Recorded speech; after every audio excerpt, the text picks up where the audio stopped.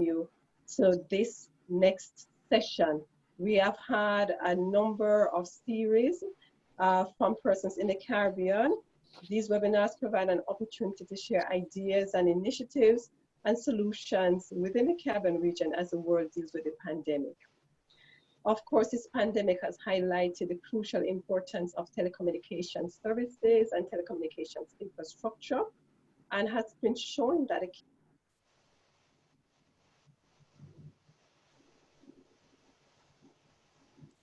Sorry, I have been muted. Good morning again. Not sure if you got my earlier greetings. My name is Melissa Sutherland, CANTO Director, and I welcome you to this webinar that we're having this morning. We have been doing a series of sessions with CEOs in the Caribbean region to talk about how our telecommunications service providers have been handling the COVID-19 pandemic. This morning, we have as our special guest, Mr. Roland Creos, who is CEO for SETAR in Aruba. And he will be telling us how SETAR has been dealing with the COVID-19 developments in Aruba and how the network has been managing. Roland, good morning, and thank you so very much for joining us. Just before we go into the chat with Roland, we have 60 minutes for this session. Some protocols, 60 minutes rather, for our sessions, and just some protocols as we discussed this morning. Please note that your questions are to be posted via the Zoom chat. Do mute your microphone, please, and we will attempt to answer as many questions as possible at the end of the chat with Roland. Thank you again for joining, and let's start this conversation. Roland, if you could start by telling us, please, what is happening in Aruba and how has COVID-19 affected SETAR? And please, if you can, just tell us a little about SETAR. Okay. Good morning, Melissa. Good morning, everybody. Good morning, Roland. Good morning. In Aruba, actually, the first two cases, they happened March 13th.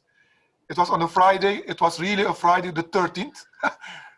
And what happened is, if you look at the company, that day nothing happened, but on the Monday, March 16th, that's when it really got started in Aruba.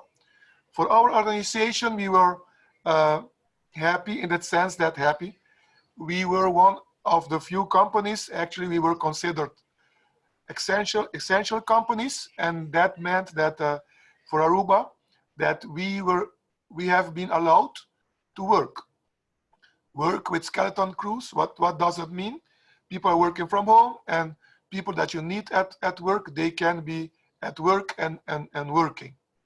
Okay, on a Monday, Wednesday in that week was a holiday for Aruba, our national day, March 18th. There was at the beginning, there was panic in the company, of course, because everybody was surprised by this COVID-19 virus. And we decided that week, because Wednesday was a day free for everybody in Aruba, to stay Thursday and Friday to close, and then to discuss. We were officially closed, but we started discussion with unions, etc. And we decided that on Monday, March 23, we will start in the new environment, the new way that we are going to deal with the crisis. We decided to close one of our shops, and we stay with 4 shops, and all services were available. We decided also our main thing was to be sure that everybody of our employees, that they stay healthy, but also that they have to help also that Aruba community will stay healthy. But most important is that Aruba will continue to have telecom services. That was our aim, to be sure that everybody can have telecom services. There were, of course, some restraints in that sense that our employees with falling in the risk group, they were not able to work here. They have to work at home. Our technicians, they were a little bit I can say it was not easy to convince everybody that we have to work because we have to go and help people. But also the difficult part also is to tell them we will have to go into the homes, into the buildings if necessary, because that's also difficult, you know. And but we were able to convince them, and we start working on Monday the 23rd of March, and with personal protection equipment, with goggles, with the mask, and also washing, taking into consideration the hygiene measurements that we were taking, washing your hands, hand sanitizers and everything, not allowing everybody in the company. And also when you go into the houses, be sure before going into the houses, we will call the customers and ask them if they have symptoms, of somebody in the home has the symptoms, we'll not go in. And we have been doing that since March 23, and I'm very happy to say that we work with almost the whole company, about 425. We also have the local television station, it's owned by SETAR, and we were able to go through this period and actually doing almost all of the work that has to be done. And we have been able to go through the crisis until now. And right now we in Aruba, because I have seen also that many other companies actually they closed down completely. In Aruba we didn't do that. Hello? Do you hear me? Okay. Actually, that's my part of this story. If you say what happens in Aruba, what happened in Aruba with our company.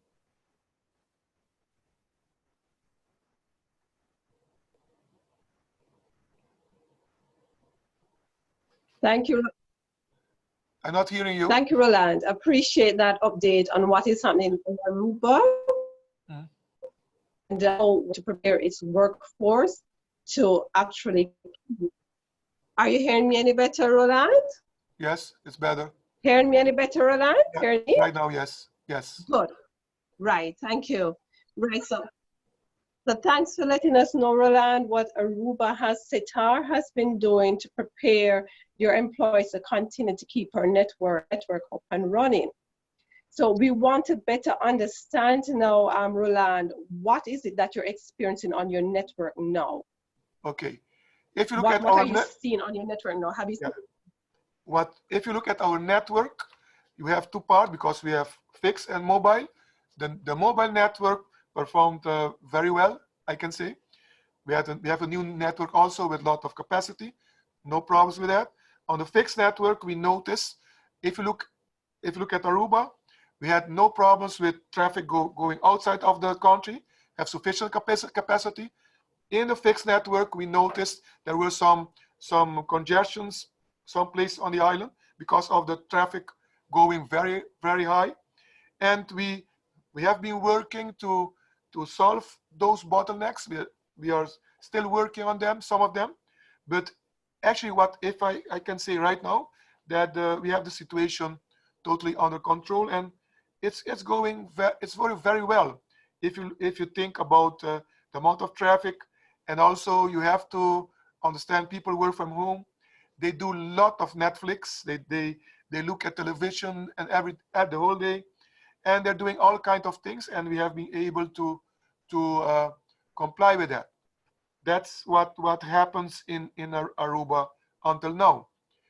We are still working because we don't know how much this will continue. We are trying right now because right now in Aruba, it's opening up.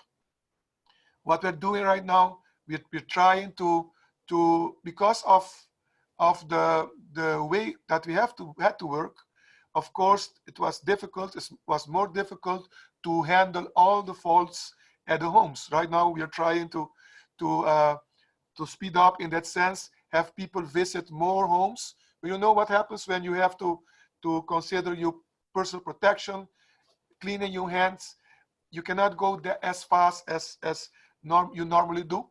That what we are trying to do right now is go work over and try to finalize, visit all the homes where we know that we have to go inside, because inside the homes there are some things that we have to solve internally in the homes.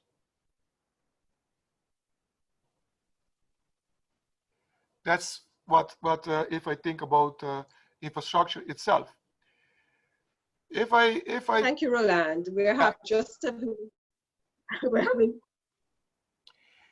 If I continue and say what's happening, Yes. You have traffic, what's happening with the company itself. Right now we are noticing, I think all companies have gone through this. Of course, there is less revenue coming in that sense that no tourists are coming in. Roaming revenues are zero. Of course, many hotels, all of them, they're closed. Business are closed, a lot of them. They're coming up, starting again. And until now, we have seen between 10 to 15% less revenue, between 10 and 15% less revenue. Very important, of course, right now when you have this kind of crisis is that you have to make your put some efforts also and trying to collect your money, because I think we all know, like telecom, there's no business that can survive without collecting the money or the amount of money that's outside in the street. We are a little bit lucky into that, is that customers have been paying very well, I find. And also we have many subscriptions. SETAR is a company that actually, if you look at the company, we don't have that much prepaid. The majority of our revenues, they come from subscriptions, and these customers until now, they have been paying very well. I can say, if you look at the circumstances right now, but we also have been doing something extras for our customers, in that sense that we have double their amount of data. We have been trying to get companies, programmers to help us, give us some free content. It is not easy, it's difficult, but we try to accommodate our customers as more as we can.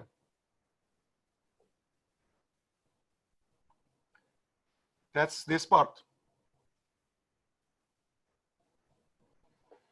I'm not hearing you. Yeah. I'm not hearing. The reach. I'm not hearing. Not yet reach. Hearing. Okay. Right here. I'm not hearing. Hear me better? Better? Yes, Melissa, we hear you. Host, I'm going to ask you, please. I'm not hearing. Yes. I'm going to ask you, please, if you could just pause the presentation for about 2 minutes. Let me switch to my laptop so that Roland can hear me better, because he's not hearing me on the bio. Okay. Madam SG? Yes, so Melissa, while you switch, Mr. Creos, You still hear me, right? yes, I can just Mr. Creos for a minute. I'm going to ask the moderator to please pause. Go on, let me do something a little bit more so that we can hear. Relax, I'm going to pause just a moment. Sure.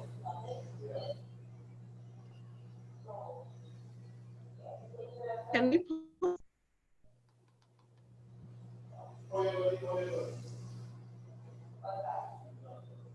We'll be back to it.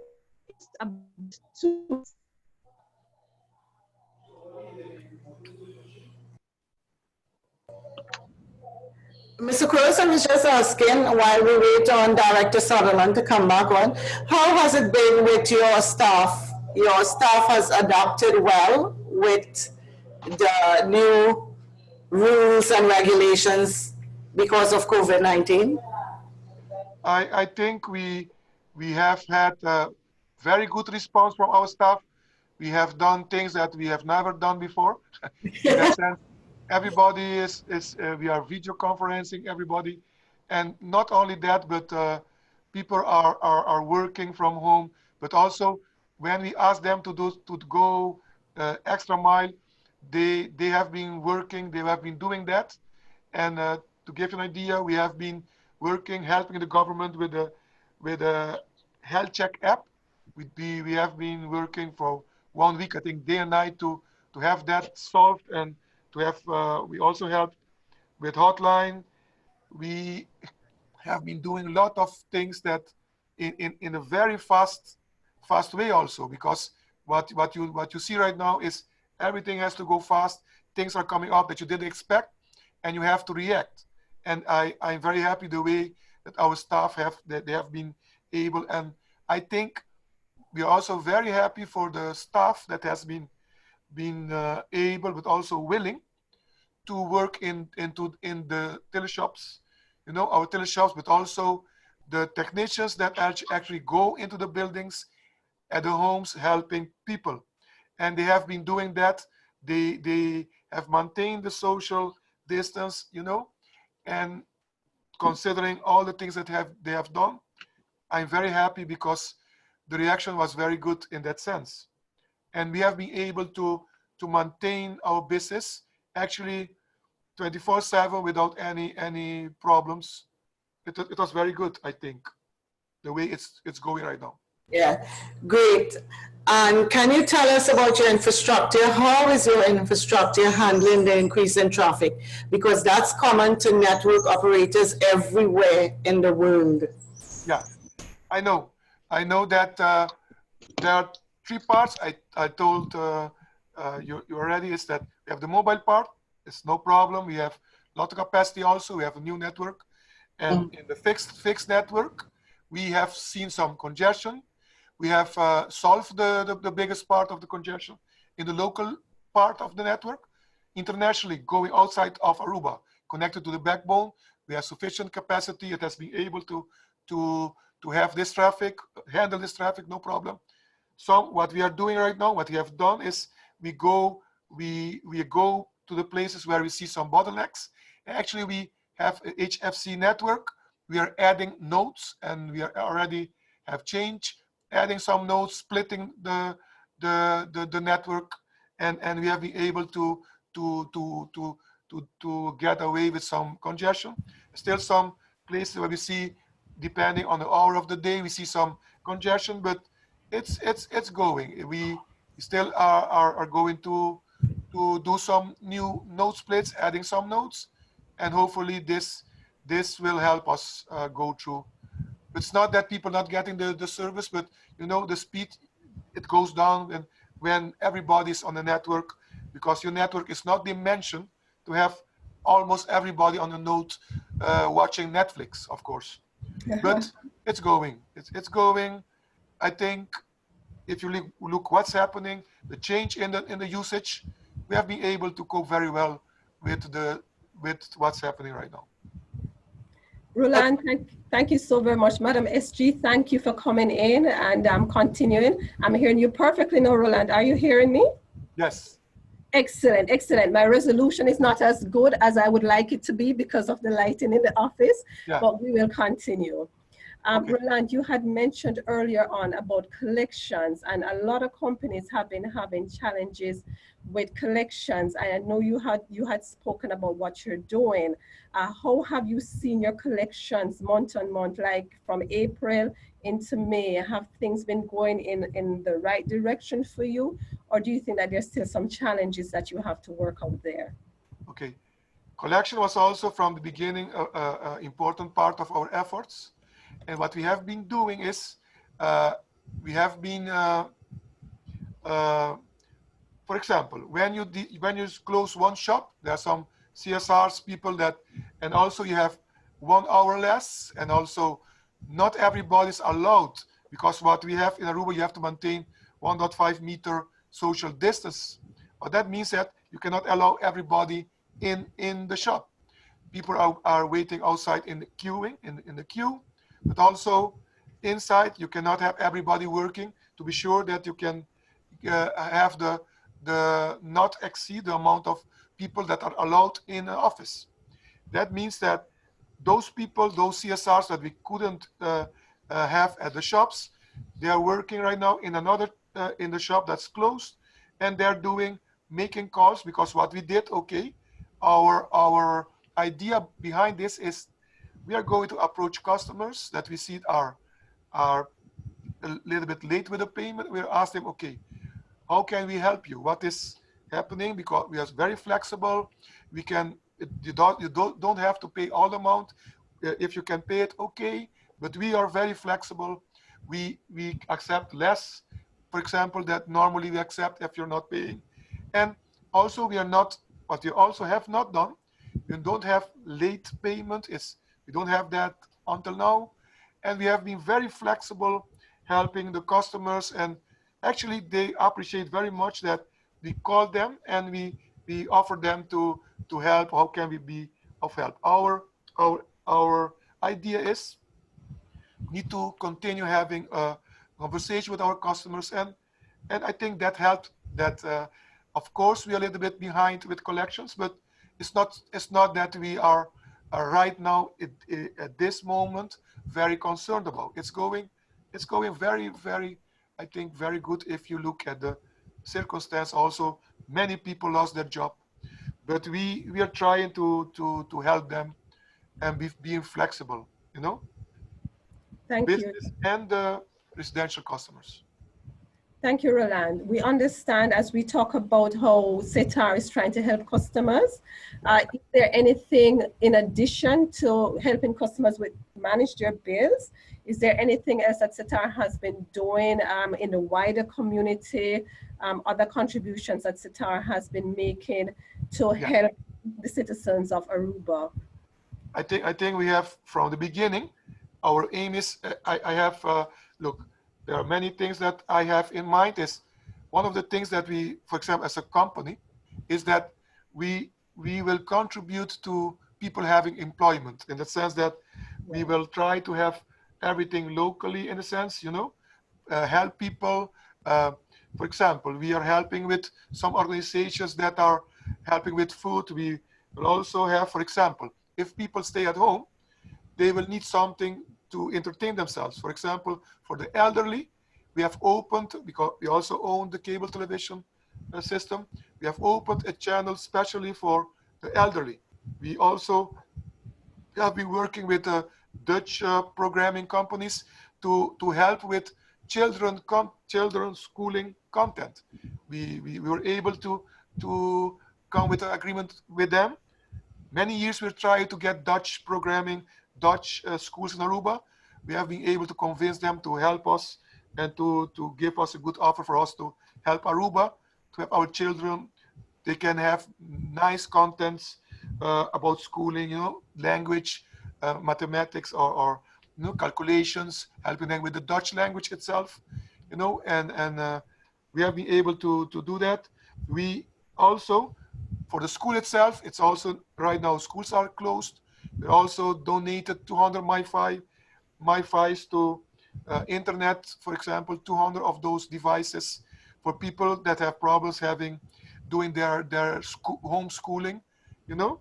And we also gave away $220,000 in prepaid vouchers for those that need some vouchers, some money on their account. And we are helping the government, helping the Minister of Education, working with the health department. For example, right now Aruba is going to be opened. We're also helping try to get right now Apple and Google. They are working on a app or part to help us with do the next phase when tourists come in.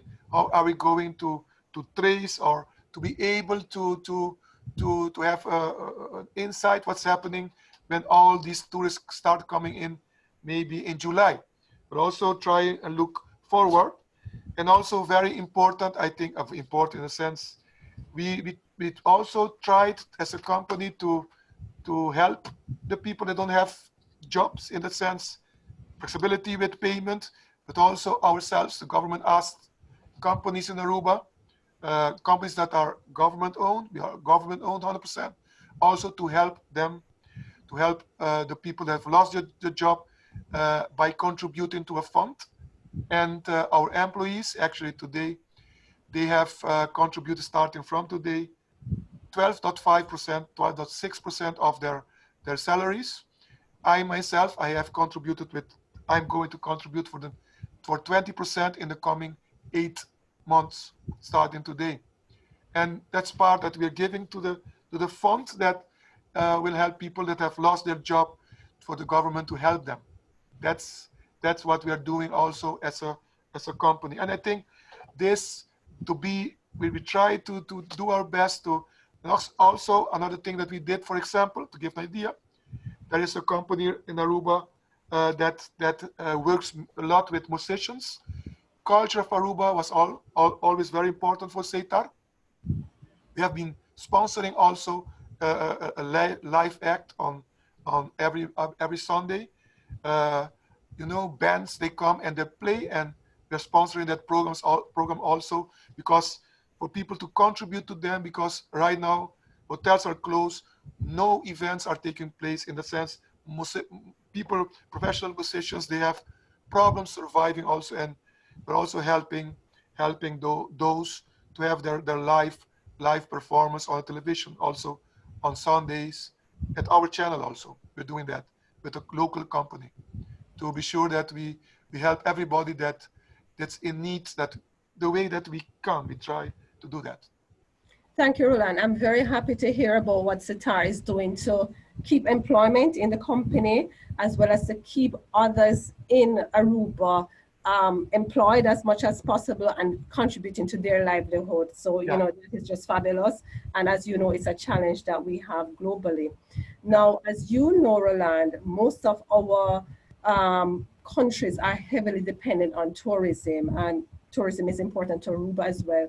So I was pleased to hear you talk about how would you go forward in terms of when our tourists start to come back, how will we keep Aruba, how will you keep Aruba safe? Yeah. You know, how will this happen? So if you could talk a little bit more about that, Roland, and how you see SETAR evolving. Do you see SETAR changing much because of the COVID-19 pandemic? Do you see some things becoming more permanent, like working from home? And do you see the company looking different? And how do you see that working out? Yeah. For example, to give you an idea, I think to survive this pandemic, it's very important for a company like us, I think all companies, to look at your cash. Cash has always been the king, but right now is more king than ever, I think. You have to look at your cash, of course, because you have to continue doing your investment, continue paying your suppliers and paying your employees, you know. We have been lowering our costs. I think what will change is after this pandemic, you will have another idea about cost, I think. Actually, things that maybe you thought before they were necessary, or maybe they were very important, but you can see, okay, I can do without those, you know. And we are looking at this, at that, and we have some new ideas, of course, way of working also, and also very important going forward. I have told my employees, our employees already, our colleagues, is the following: look, you have to be flexible. This, what's coming right now, it demands flexibility from everybody. You know, it's what you do every day, but don't be reactive or whatever happens if we ask you to do something else. You know, you have to, right now, everybody has to help for us to get to the results.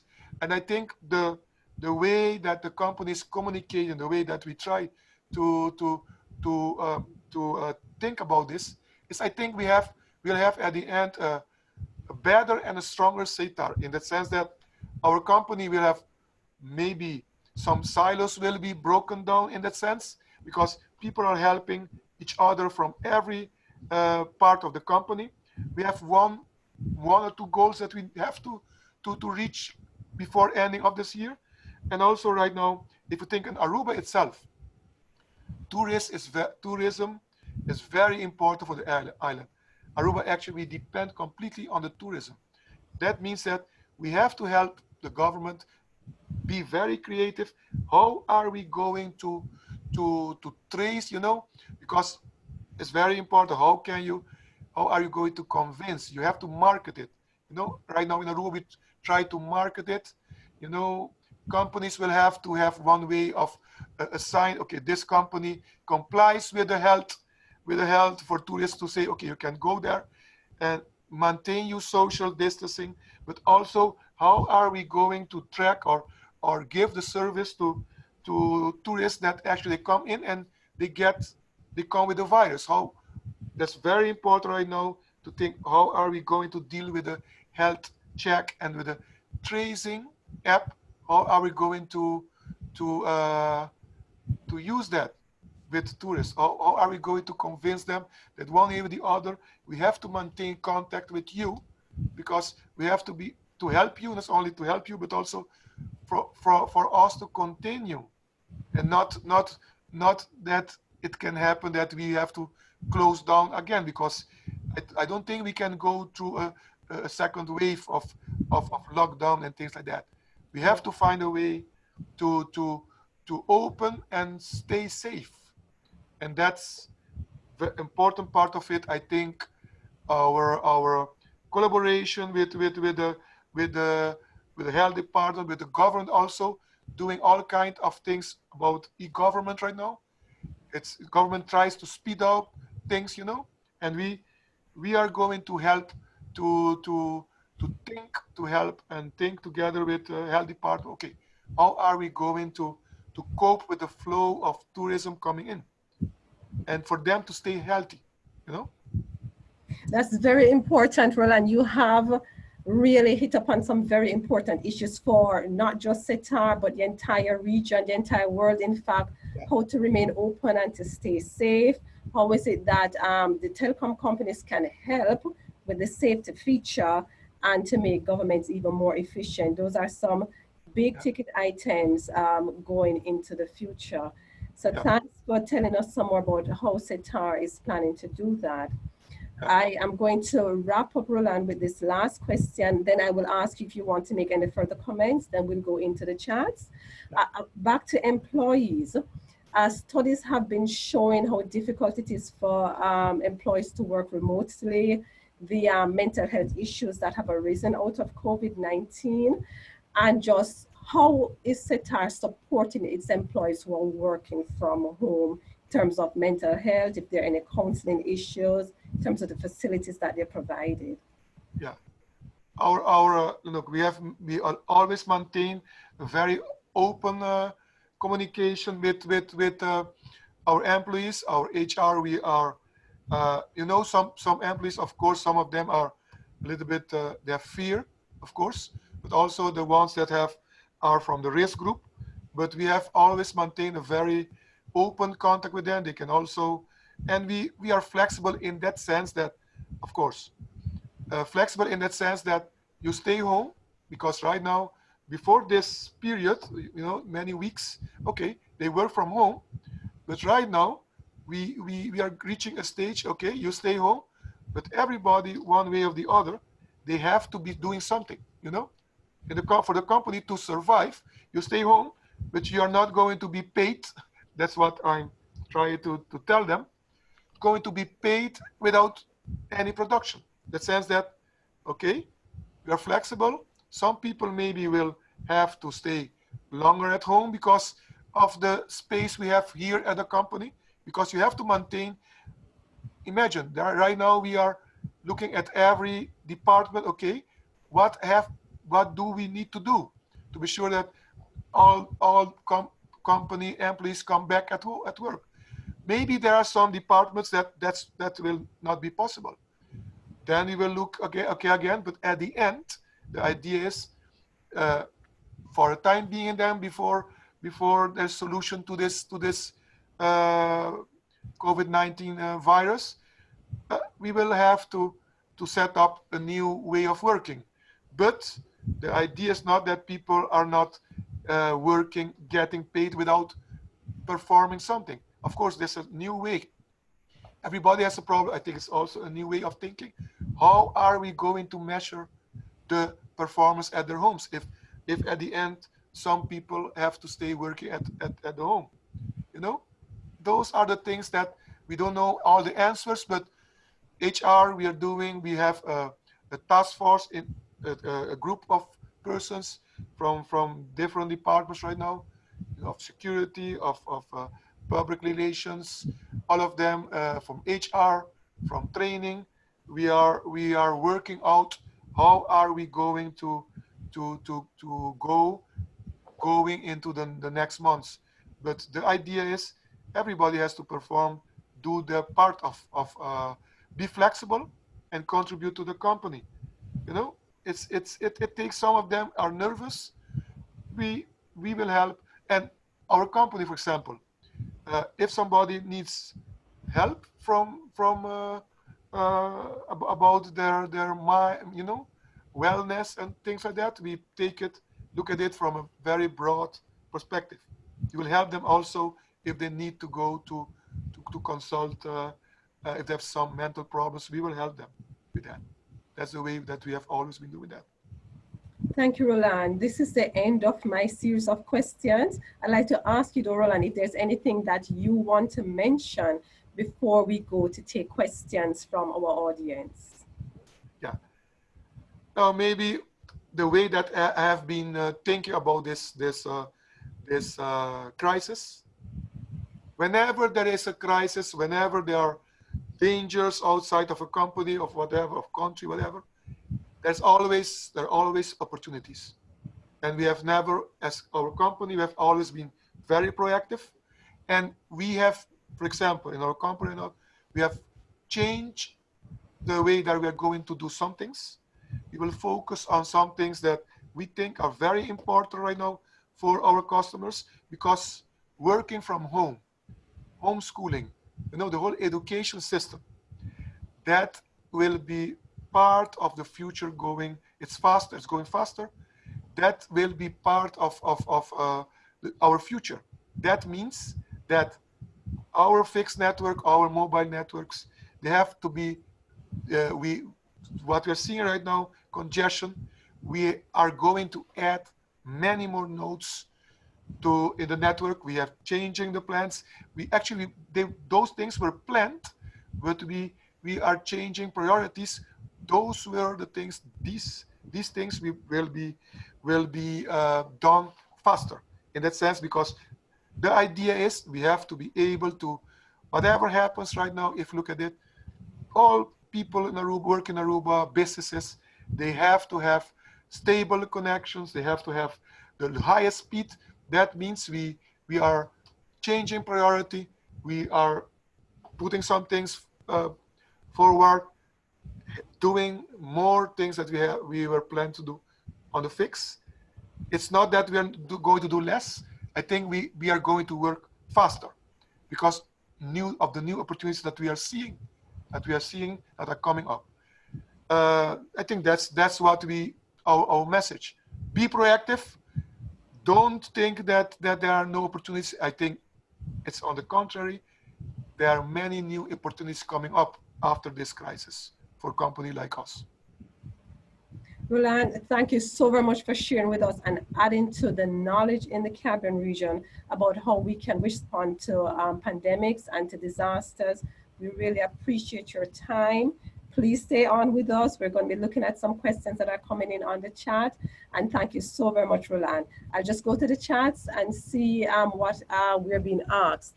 So here, there is a question from Shernan Osepa, and Shernan wants to know, Roland, how much traffic increase have you seen? I presume on both the fixed and the mobile network, if anything. Yeah. Actually, we are not the way that we are looking at it. You know, if you look at the mobile network, what we are seeing is not that much more traffic. Maybe it's very strange, but what we're seeing more is on the fixed network. But we are not. Actually, I cannot tell you the details. It's 50, 30, or things like that. The way that we have noticed, maybe to tell you what we have been doing, we have been looking at we have done, we have made a new software to look at how much traffic do we have at the different nodes in our network. And actually it will give us green or red. And what we're doing right now is we are not looking at the amount of traffic, it's more how many customers are connecting at the same time at different nodes. And actually where we see a certain amount of customers on the network, we will split the network, adding more nodes, and to be sure that we can deal with traffic. But I cannot tell you it's 50% more, but I think it has to be between maybe 30 to 50% more traffic in the fixed network. That's how. But we're not looking at the traffic itself. We look, okay, where do we see too much people on the network? That's where we are actually going and put our efforts. Thank you, Roland. Next, we have a question here from David to everyone. He has asked, what changes to the telecom industry do you see will be permanent? Do you think will be permanent because of the pandemic? And how do you think the business will change as a result of this? I know we were discussing this not too long ago, part of it.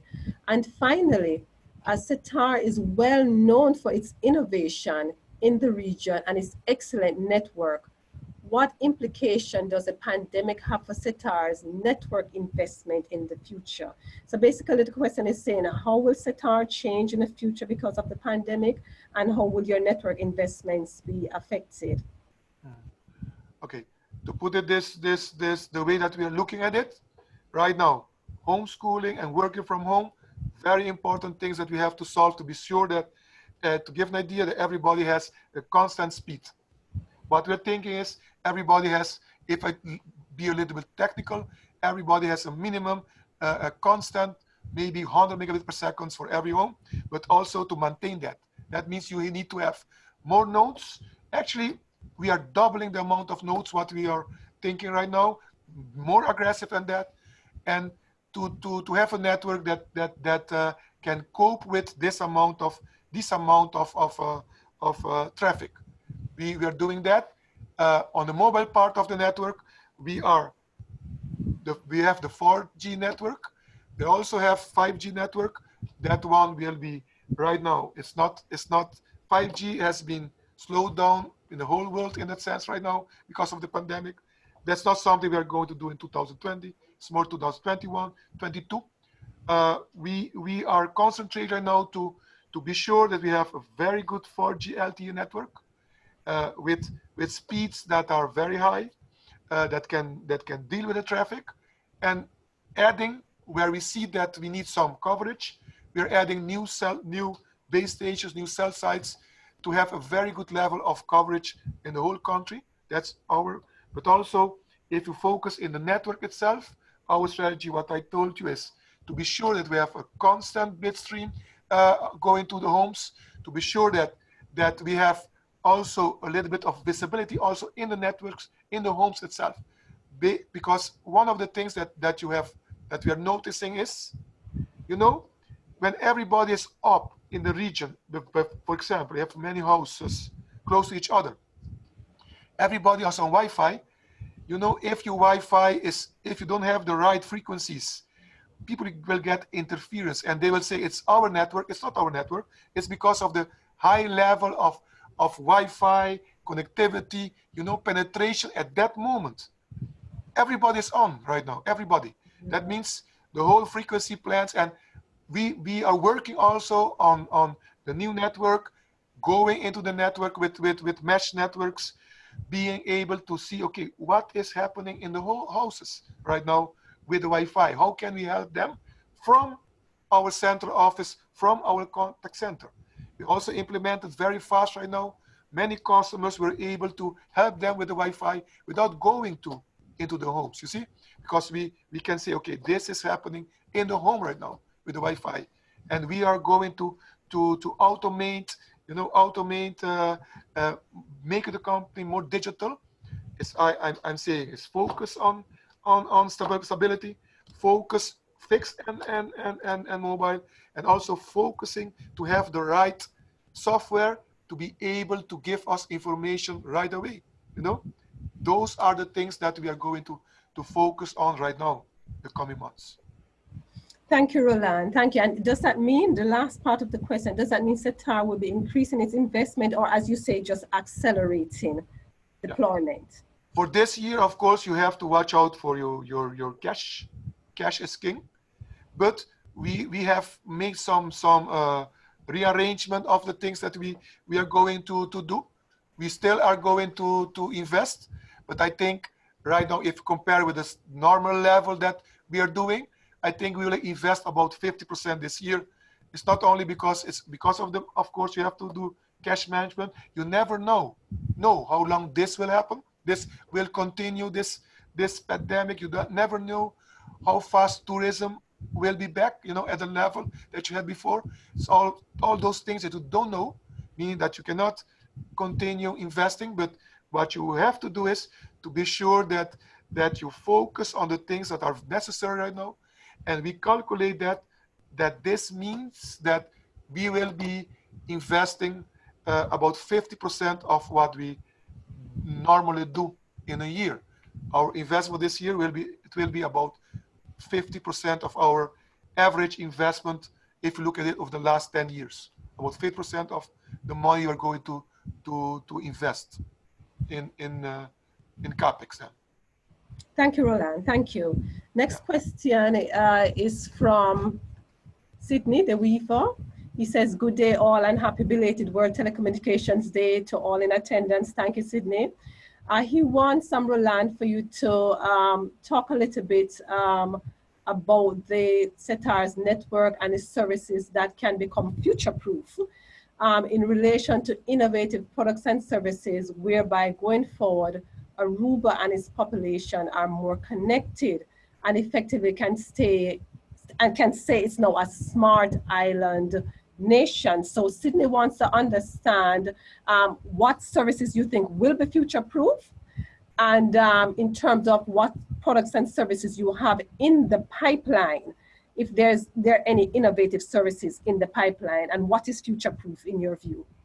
This is a nice question. This is a question we always have been asking us before this pandemic. You know, I can tell you, I think there will be only right now, at the end, in the coming 10 years, there will be only 2 basic services left. A little bit, the most important is the internet, on fixed and on mobile.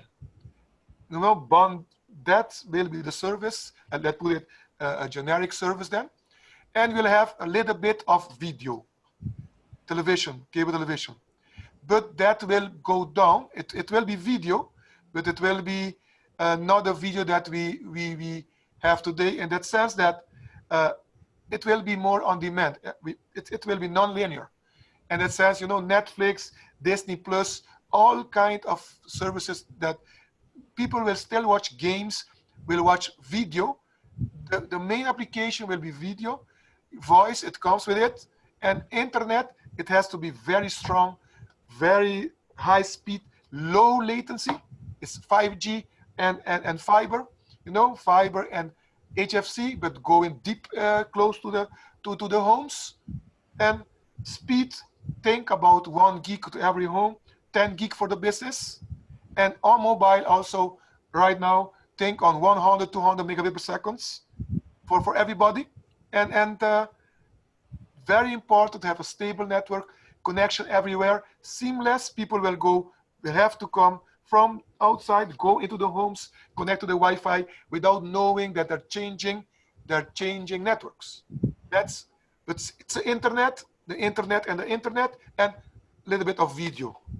That's how I see it. And applications, software development, we will try as a company to do something with that, right now we have a service that we have introduced. It's called Pay.away.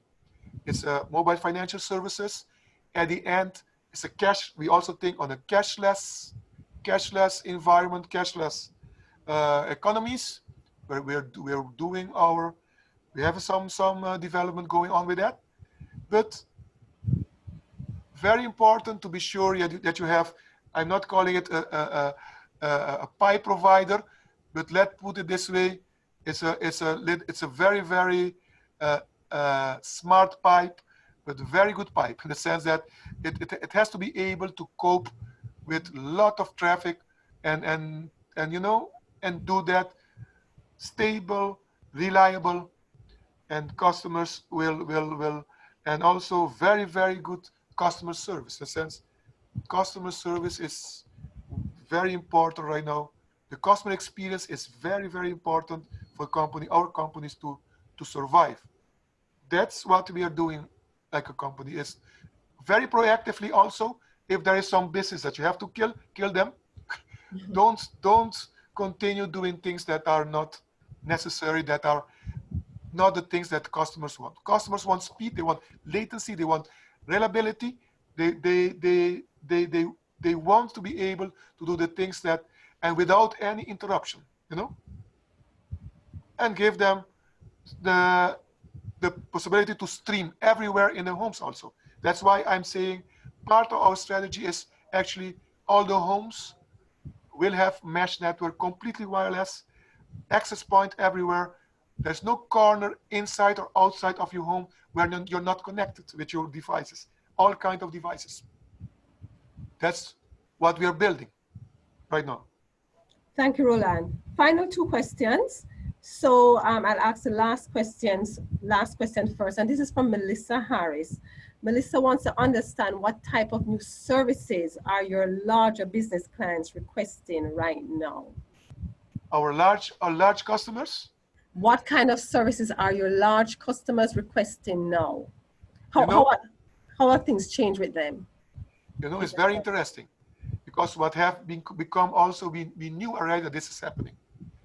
What will happen at telecom is the following, that what I'm seeing, what I think will happen. At the end, telecom will be personal, you know, very personal. Because of competition, businesses, large corporations, they are having us, telecom companies, competitors, you know, fighting with each other and going so low with the prices. At the end, business is not that important anymore. Every customer in the country, every customer, also, for example, the CEO of the hotel or the CFO of the hotel, of everybody in the hotel, you know, PBXs, these kind of services where people call in, those things will be available from the internet, software programmable, you know, and also these big hotels, for example, before that, you had many tourists coming in. They were calling from their hotel rooms. Right now, that traffic is zero. What happens right now, tourists and also business people, they come in, they come with a device. And in the hotel, they also come in, it's for the beaches, they go to restaurants. But the hotels also, the whole business change. The only thing that they want is to have maybe some nice video programming in their hotel rooms. Not many people will be looking at those. What they will have is, they will need some very good Wi-Fi every room, Wi-Fi or whatever at that time you'll have. Wireless connection with all the devices, people will be connected and they want to be connected. And at the end, our business is about every individual in the country. It's about, I think at the end, large customers, you know, you see about universal, you know, all the kind of combinations. It will be a device. It's your device that you, on this device, being it a mobile or maybe a larger one or a tablet, whatever, people will do everything on that. They will not need any services, maybe for payment and things like that. That's the new world, and maybe applications. I think they will need. Maybe you will need to have some platform business that you try to develop with all the stakeholders in the market. But the business will be what that's what I said. It's internet, speed. The business will be our income. It will come from every individual in a country. I think that's how you have to look at it. Thank you, Roland. Final question. SETAR is a government-owned business, But we do have a question here from David Cox, and David wants to understand, how can governments help during the crisis?